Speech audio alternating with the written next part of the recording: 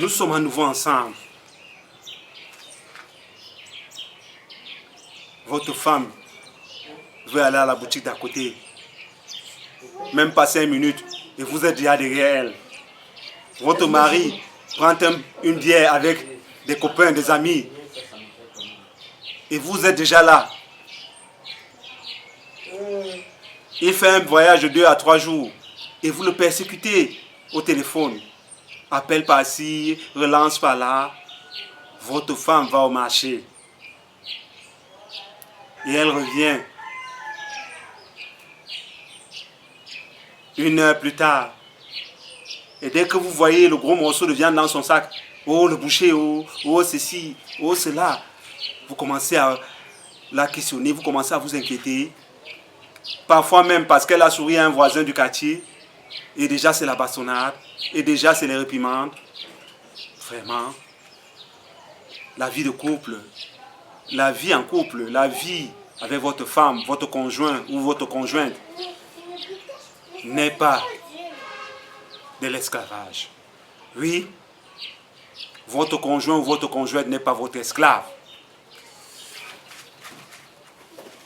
La thématique d'aujourd'hui s'intitule « Laissez l'autre s'épanouir en couple ». Oui, laissez l'autre s'épanouir en couple. Je serai bref, car c'est une thématique très large. Mais il faut déjà commencer. Laisser l'autre s'épanouir en couple, c'est savoir gérer les difficultés de couple. Il y a des hommes toxiques, il y a des femmes toxiques. Des femmes qui vous persécutent à longueur de journée. Des hommes qui vous persécutent sur le plan moral ou physique, avec des violences. Il y a des hommes toxiques, il y a des femmes toxiques. Mais sachez que votre double, votre entité double, votre personne complémentaire, que ce soit une femme ou un homme, est généralement une personne que vous choisissez selon votre destinée, selon les révélations que vous avez avec Dieu. Aussi, les difficultés de votre couple, vous devez savoir les gérer. Vous arriverez à les gérer si vous ne prenez pas l'autre comme votre ennemi ou votre concurrent. Prenez votre femme ou votre homme, prenez votre conjoint ou votre conjointe comme votre complémentaire. Oui, prendre son conjoint comme son complémentaire, c'est aussi penser, en deuxième lieu, au respect. Oui, le respect réciproque est une solution efficace pour tous les couples qui mettent de l'encre. Il ne suffit pas seulement de s'aimer. Après un certain moment, il y a la flamme baisse. Après un certain moment, les câlins, les ceci, les petites attentions, tout cela baisse, parfois même le niveau de vie. Selon les tribulations de la vie, selon les changements, la vie peut changer, peut vous amener à aussi changer de caractère, parfois, à devenir plus dur ou plus tendre, etc. Mais vous devez garder à l'esprit que le respect est réciproque. Et cette réciprocité dans le respect, même quand vous rentrez fatigué, vous n'avez pas à crier sur votre femme parce que vous n'avez pas mangé. Même si elle a pris un petit temps pour préparer. Et votre femme ne doit pas savoir parce que vous êtes peut-être trop câlin, trop gentil avec elle, vous acceptez presque tout, elle ne doit pas toujours chercher à vous manipuler à tout prix. C'est un manque de respect. Ce n'est pas forcément de la malice, ce n'est pas forcément de la sagesse, c'est même un manque de respect. Que ce soit du côté de la femme, que ce soit du côté de l'homme. Vous devez vous respecter. Nous devons nous respecter mutuellement pour mieux évoluer en couple, pour mieux permettre à l'autre de s'épanouir.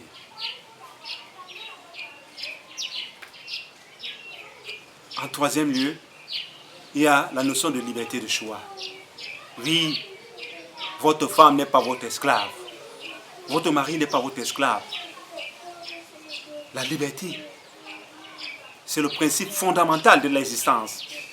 C'est le principe suprême sur lequel le Créateur suprême, le divin, a fondé la terre, a fondé l'univers. Le libre arbitre qu'il nous a donné. À plus forte raison dans votre foyer, avec vos enfants, votre femme, etc. Laissez la liberté de choix à votre conjoint ou à votre conjointe. Oui, La liberté n'est pas le libertinage. Il s'agit en quatrième lieu de fuir les compromis systématiques. Oui, trop d'amour, trop de ceci. On aime trop nos enfants, on a trop pitié. On est trop gentil. Ou bien on est trop violent, on est trop ceci. Ou on est trop intelligent. On est trop lâche. Tout ce qui est trop, à la limite, crée des problèmes. Mais un couple, c'est aussi gérer les problèmes. C'est pour cela que je vous recommande de fuir les compromis systématiques. Car les compromis, c'est ce qui tue les couples. Oui, on ne peut pas vivre sans compromis. Oui, les couples ne peuvent pas vivre sans compromis. Mais dès qu'ils deviennent systématiques, dès qu'à la moindre petite tâche, on est déjà dans le compromis. Le moindre petit énervement, on est dans le compromis. Le moindre petite différence d'opinion, on est dans le compromis. En ce moment-là, nous devons nous poser des questions sur notre nature, même sur notre identité, sur notre libre arbitre. Est-ce que nous ne sommes pas dans une pure hypocrisie en ce moment-là? Libre à chacun de répondre. Oui, en cinquième lieu, cela nous amène à penser qu'il ne faut pas laisser l'autre nous changer. Chacun a sa nature. Pourquoi voulez-vous à tout prix changer votre femme? Pourquoi voulez-vous à tout prix changer votre homme? Chacun a sa nature. Vous devez trouver les moyens de vivre en harmonie ensemble.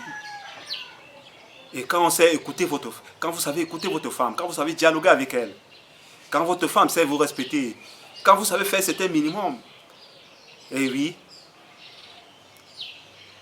vous arrivez à libérer autrui, libérer votre conjoint ou votre conjointe. Vous arrivez à lui laisser s'épanouir. Oui, puisqu'il s'agit de ça. La vie en couple n'est pas l'esclavage, je répète. Ne changeons pas forcément, ne cherchons pas toujours à changer l'habitude de nos conjoints. Même quand votre femme ne sait pas préparer, pour l'amener à savoir préparer, c'est avec tact, avec douceur, et c'est progressivement. Mais si vous voulez systématiquement l'amener à toujours vous préparer le cuir, le tarot ou le sangha que vous aimez, parce que vous êtes habitué à cela, eh bien vous allez dénaturer votre femme sous prétexte que vous l'amenez à préparer ce que vous aimez. Mais il y a des moyens plus subtils, plus efficaces, mais qui prennent un certain temps. Oui, car chaque changement prend un temps. Et il faut que votre femme soit volontaire. Il faut que votre homme soit volontaire pour implémenter soi-même ce changement. Oui. Cela m'amène à vous dire, en sixième lieu, qu'il faut toujours positiver.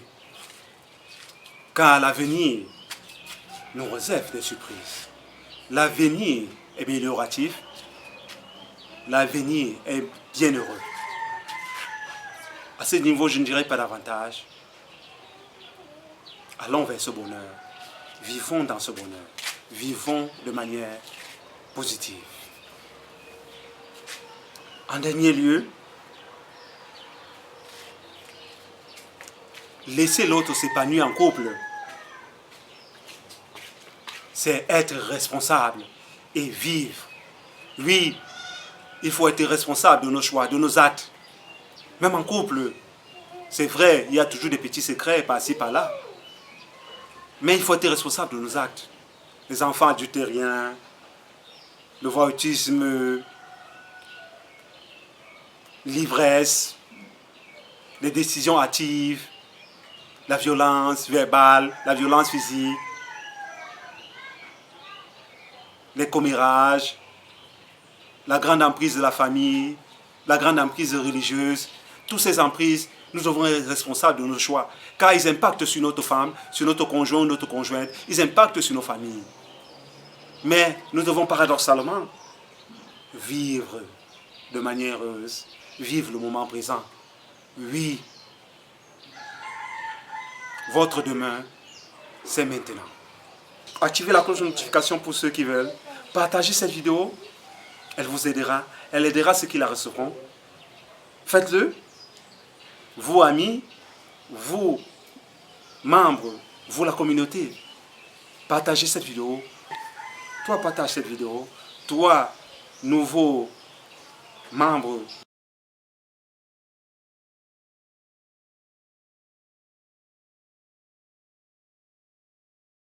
de la communauté Africa Light, toi qui aimes, toi qui penses au développement de l'Afrique autrement, toi qui visualises, toi qui implémentes, toi qui fais le développement de l'Afrique, partage cette vidéo à d'autres.